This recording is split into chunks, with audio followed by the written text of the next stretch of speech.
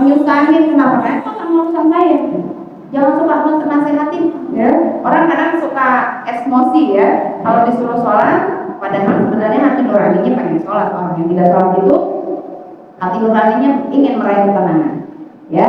Nah, tapi kan orang sering mengatakan seperti itu, ya, tidak suka dinasihati untuk sholat karena merasa sholat adalah urusan pribadi, urusan yang enggak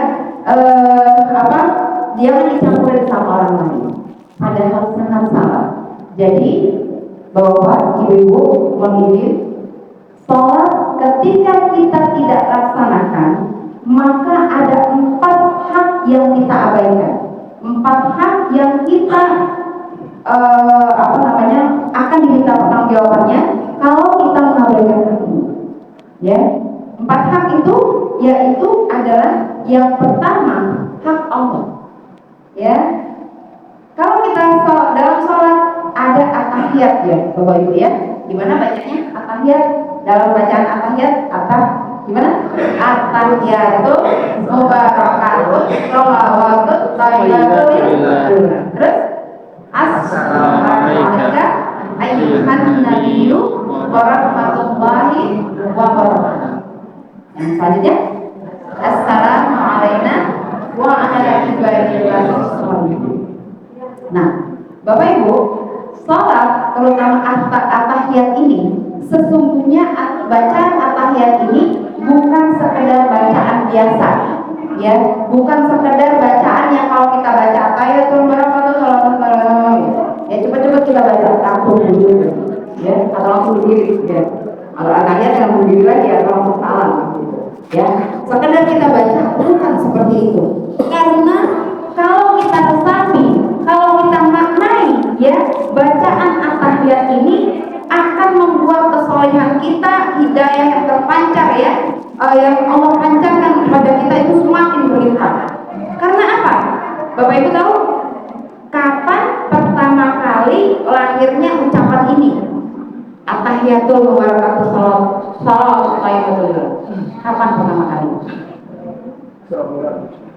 Betul, Bapak. Pada saat Isra Mi'raj. Ya. Jadi ketika Isra Mi'raj itu Rasulullah SAW bertemu dengan Allah, diperkenankan untuk bertemu dengan Allah. Bapak Ibu, bertemu dengan Allah itu, melihat wajah Allah itu adalah nikmat yang tertinggi yang Allah berikan nanti untuk penduduk surga yang terpilih. Jadi kalau dikatakan surga itu penuh dengan kenikmatan yang tidak bisa kita nalar, ya, yang luar biasa banyaknya, tidak bisa kita ungkapkan dengan bahasa kita nikmat di surga itu. Ternyata ada satu nikmat tertinggi yang luar biasa yang hanya penduduk surga terpilih yang akan mendapatkannya, yaitu melihat wajah Allah. Bayangkan, ya, Allah Maha menciptakan segala alam semesta ini. Kita, Bapak Ibu, bumi, jangan kita yang bumi aja, kita kan nggak mungkin bisa melingkupi seluruh bumi, ya. Bumi saja dibandingkan dengan alam semesta raya ini, itu hanya sedikit debu. Sangat kalau udah di zoom seluruh alam semesta dengan galaksi-galaksinya yang miliaran, ya, satu galaksi aja dengan jutaan planet pada langitnya, galaksinya sendiri miliaran, itu bumi sudah tidak kelihatan, ya.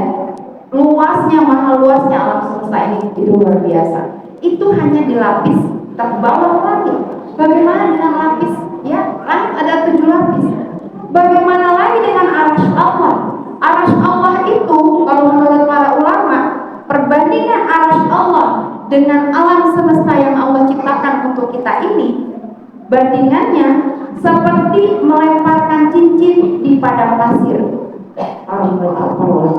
Bayangkan alam semesta yang tidak kita bisa capai seujungnya ini karena dahsyatnya besarnya, tapi dibandingkan dengan arasy Allah, tempat bersemayamnya Allah, hanya seperti cincin yang dilemparkan di padang pasir.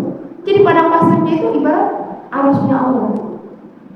Dahsyat, ya. Bagaimana lagi dengan surga yang kalau tingkatannya kan banyak tingkatan surga, ya, ada 8 tingkat, yang antara satu tingkat dengan tingkat di atasnya penduduk yang bawah, tingkat yang bawah melihat penduduk surga yang ada di atasnya itu seperti melihat titik bintang, saking jauhnya. Itu surga. Bagaimana dengan neraka? Maksudnya ya kalau dicipta dengan Tuhan. Jadi dahsyatnya penciptaan Allah ini udah nggak bisa ternalar dengan otak kita yang sangat terbatas. Bagaimana dengan penciptanya? Coba, ya, saya kadang-kadang tidak terbayang harus jadi nangis sendiri membayangkan bagaimana mungkinkah kita bisa melihat Allah. Mungkinkah kita bisa mendapatkan hikmah untuk bertemu dengan Allah. Yang kedua yang kita abaikan adalah hak Rasulullah SAW untuk dipatuhi, untuk diikuti teladannya. Ya, contohnya. Jadi Rasulullah SAW sudah mencontohkan kepada kita bagaimana sholat yang betul. Ya, ini ada ilmu-ilmu yang harus terus kita kaji. Bagaimana sholat, rukun-rukunnya, syaratnya.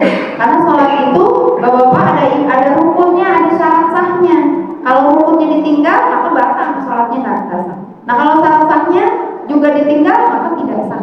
Tapi ada lagi selain rukun dan syarat sah, yaitu nilai di dalam sholat. Nilai di dalam sholat tergantung kefokusan kita di dalam sholat, yang artinya adalah khusyuan kita. Ya, jadi kalau tadi apa kita khusyuk, ya, apalagi kalau yang lain lagi mau coba Al-Fatihah kita khusyuk, ya, kita maknai, tersambung kita kepada Allah. Jadi nilai di dalam sholat, ya, itu sangat menentukan nanti kadar pahala kita. Yang khusyuknya dari awal sampai akhir tentu saja nilainya lebih tinggi. Yang khusyuknya ketika takbiratul ihram doang, ya, begitulah gitu. Ya, jadi nilainya harus kita perhatikan juga. Kayak seorang guru memberi nilai kepada murid, oh dia belajarnya bagus, nilainya bagus, tapi ternyata akhlaknya buruk, kurang ajar sama guru, dapat nilai bagus gak? Ya, mungkin nilainya ada nilai untuk nilai pelajaran dia, tapi karena akhlaknya buruk dikurangi, akhlaknya enggak. Jadi nilainya berkurang. Jadi dalam sholat juga harus kita perhatikan bagaimana kita mendapatkan nilai yang baik di dalam sholat. Upayanya adalah bagaimana kita tahu bacaan sholat kita. Itu dicontohkan dari rukunnya, syaratnya, sholat yang bernilai oleh Rasulullah Sallallahu Alaihi Wasallam. Ya, jadi Rasulullah mencontohkan seperti itu. Kalau kita abai, kita tidak sholat, berarti kita sudah mengabaikan Rasulullah SAW. Bagaimana nanti kita bisa berharap minta syafaat Rasulullah nanti di yaumul akhir? Kita akan sangat membutuhkan syafaat berbagai pihak yang Allah izinkan untuk memberikan syafaat. Di antaranya syafaat Rasulullah SAW, syafaat Al-Quran, syafaat malaikat, syafaat orang-orang soleh. Itu kita akan berharap, karena kita akan menjadi sangat ketakutan ketika yaumul hisab nanti. Ya, kata Rasulullah SAW, seorang itu bisa tenggelam dengan keringatnya sendiri di yaumul akhir nanti karena dengan dosa-dosa. Ada yang tenggelam semata kaki, ada yang tenggelam pinggang, ada yang tenggelam itu. Itu ketakutannya manusia butuh banget, butuh sangat dengan syafaat, terutama syafaat Rasulullah SAW. Bagaimana kita bisa berharap mendapatkan syafaat Rasulullah ketika kita gampang saja meninggalkan sholat? Ya. Jadi yang kedua adalah syafaat Rasulullah kita abaikan kalau kita tidak sholat. Yang pertama tadi apa? Hak siapa yang kita abaikan? Allah. Yang kedua? Rasulullah. Yang ketiga adalah ketika kita tidak sholat, ya, berarti kita mengabaikan hak badan kita. Hak badan kita ini ada dua, yaitu jasmani dan ruh kita, ruhiyah kita. Ruh ini butuh makanan. Makanannya adalah terhubung dengan Allah melalui sholat, terhubung dengan Allah melalui tilawah Quran, terhubung dengan Allah ketika dengan belajar ilmu-ilmu agama, ya, dan juga jasmani kita, ya. Nah, kedua unsur di dalam tubuh kita ini butuh sholat, ya, karena dengan sholat itu Allah melimpahkan ampunan, melimpahkan hidayah, melimpahkan rahmat untuk badan yang sholat. Kalau badannya tidak sholat, bagaimana Allah berikan kemuliaan fadilah dari sholat tersebut untuk badan tersebut? Jadi kalau kita tidak sholat, berarti kita mengabaikan badan ini. Nanti di yaumul akhir udah jelas lah tangan bicara, ya, kalau dengar lagunya Bimbo kita resapi tuh di bapak ibu ya, ingat nggak lagunya Bimbo? Saya juga lupa sih. Yang nanti, oh bukan Bimbo ya, Krisya ya, lagunya siapa tuh? Ya, Krisya kalau nggak salah ya, nanti di apa namanya di akhirat nanti tangan kita bicara, mulut kita diam dikunci, ya, mata kita bersaksi, kaki kita bersaksi. Kalau tidak sholat semua bersaksi. Ya Allah, kami tidak diajak, tidak diajarkan, tidak diupayakan sholat. Ya, jadi nuntut ini nanti di yaumul akhir. Dan kita yang kita kalau di dunia mungkin merasa itu urusan pribadi, kita sholat nggak boleh dicampur-campurin. Kalau mau nasihat-nasihatin urusan saya nggak bisa. Ya. Yang keempat adalah ketika kita mengabaikan sholat berarti kita mengabaikan hak kaum muslimin untuk didoakan. Ya, sebagaimana di akhir tadi ada ucapan assalamu alaina wa ala ibadillahil sholihin. Ya, salam sejahtera kepada kami dan juga kepada kaum muslimin. Nah, jadi kalau Bapak Ibu sholat, pahalanya itu selain pahala sholat, pahala doa, ya, pahala doain kaum muslimin. Kaum muslimin itu tidak terbatas kaum muslimin yang dulu aja atau yang sekarang sejaman sama kita, tapi juga kaum muslimin yang akan datang.